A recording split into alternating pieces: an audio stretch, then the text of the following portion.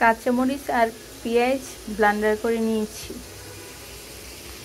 এগুলো এখন দিয়ে দিব। স্বাদ মতো লবণ দিয়ে দিব। 1 চামচ রসুন বাটা দিয়ে দিব। 1 চামচ আদা বাটা দিয়ে দিব। 1 চামচ ধনিয়ার গুঁড়া দিয়ে দিব। 1 চামচ জিরার গুঁড়া দিয়ে দিব। কিছু তেজপাতা দিয়ে দিব। কিছু এলাচের গোটা দিয়ে দিব। 2 পিস দারচিনি দিয়ে দিব।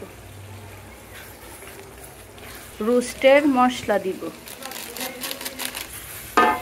পরিমাণ মতো দুধ দিয়ে দিব।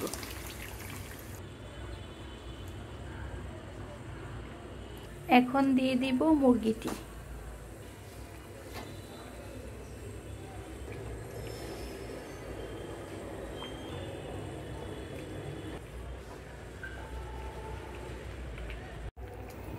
এক চামচ ঘি দিয়ে দিব।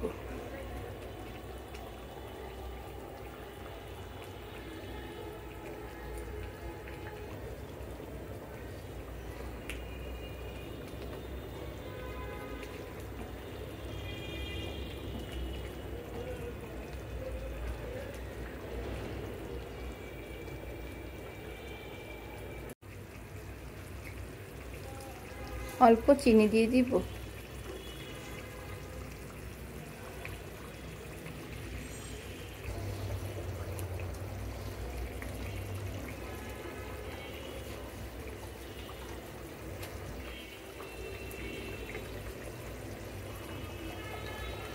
কিছু কাঁচামরিচ দিয়ে দিব।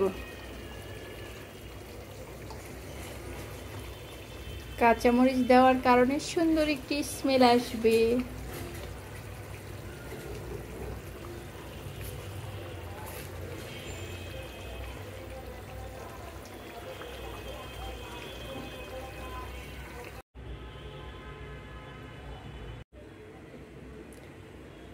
আস্ত মুরগির রোস্ট রেডি।